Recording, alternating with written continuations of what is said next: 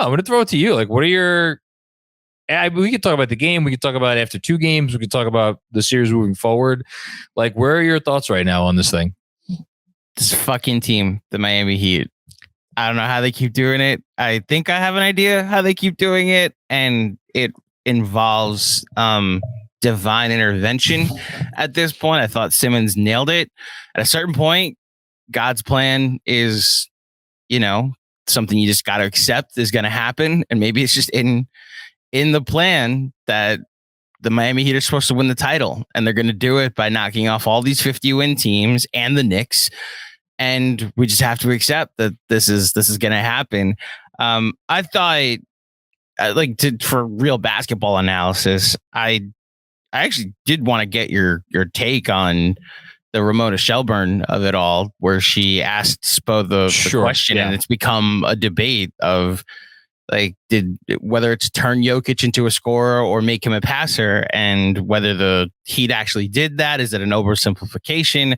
I think it was a little unfair to fully jump down her throat the way Spo did, although I recognize his frustration of probably hearing an oversimplified question, but that's like the nature of a post-game press conference. You don't have 5 minutes to sit with Zach Lowe and talk about what you did to guard Jokic. I think that there is some truth to the notion that they tried to guard passing lanes more, but rewatching the game this morning, I don't know, did you think they guarded him a certain way? Because I, as someone who watched game 1 intently and then watched game 2 a couple times, I think they did make an effort to guard him a specific way, but we're just better at it in game 2.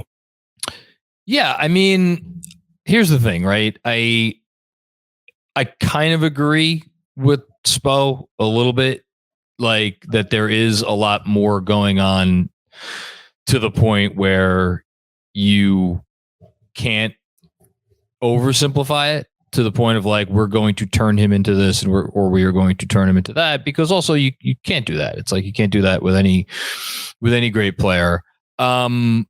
Yeah, I mean, the coverages were a little different. Like you said, they executed them a little bit better. But I think I have a lot of thoughts. For one, just go back to the Spo part of it. I get he's getting hammered for this, and I understand why Ramona Shelburne. I've interviewed Ramona Shelburne. Ramona Shelburne is one of the literally, I don't think you will find a kinder human being in sports media. And she phrased her question in such a way that was, as delicately as you could possibly frame the question. And I still find it hard to really lay into Spo for this, because he had a moment. Everybody deserves a moment, and he had his, and it wasn't great, but it happens. So whatever. I'm not going to kill him for that. I think, like I said, I think his point was well taken. At the same time, is I know Benji pointed out, how you guard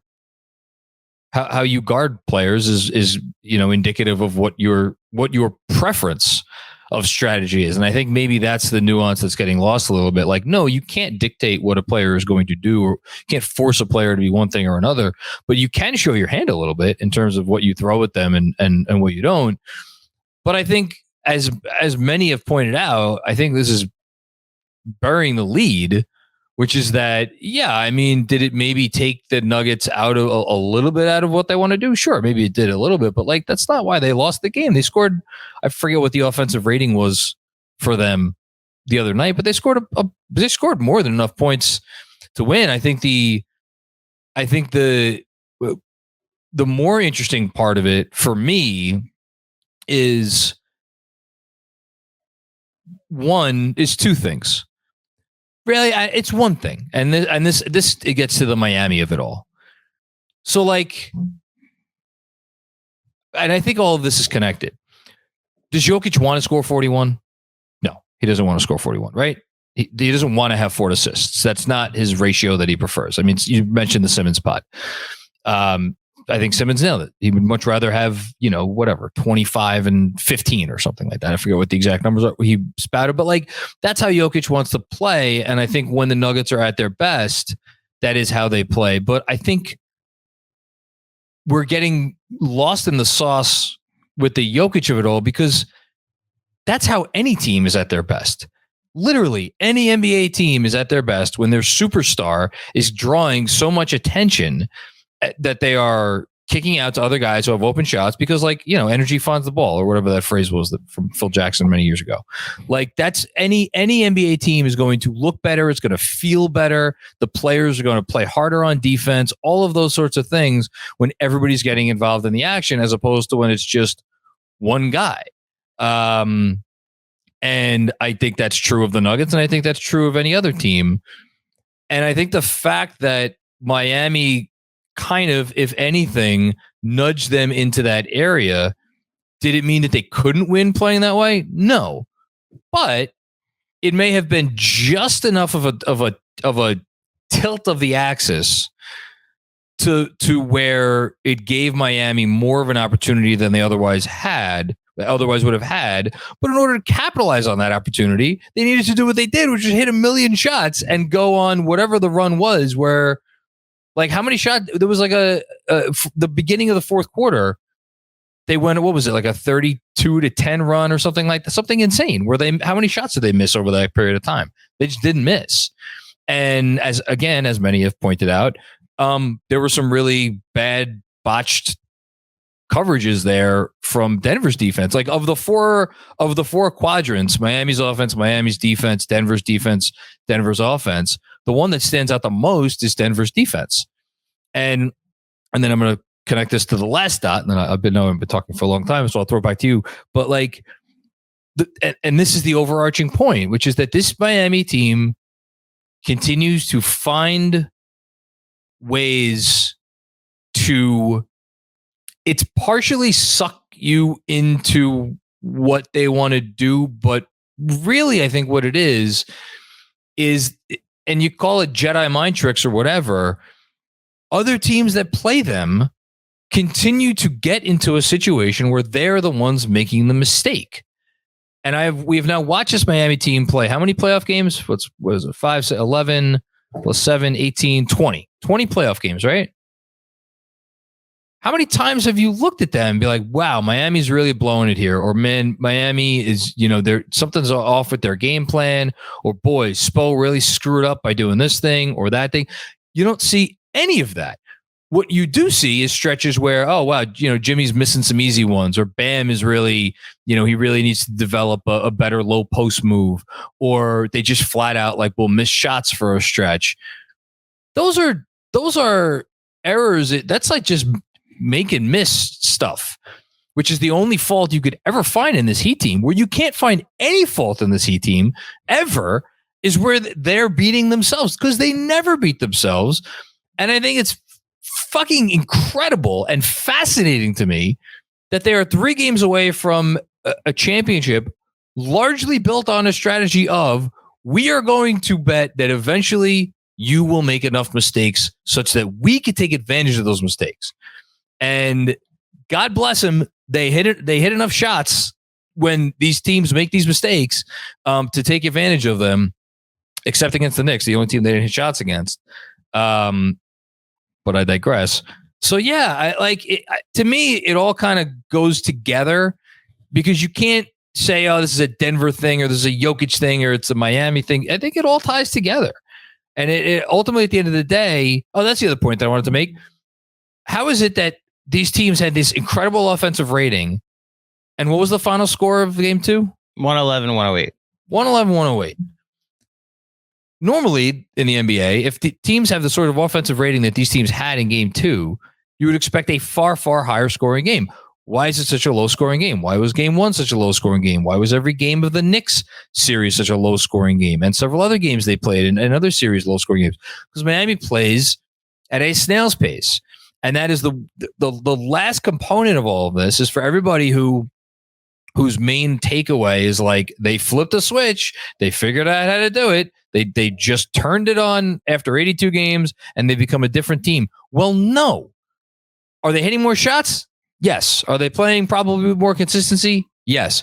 But there are 2 vitally important parts of or ingredients to the mix here that were consistent throughout the entire 82 game season and have been there for the entire postseason. Number 1 is they grind these games down to a fine pace. They did it all season long, and they've continued when they can, when they're playing how they want to play.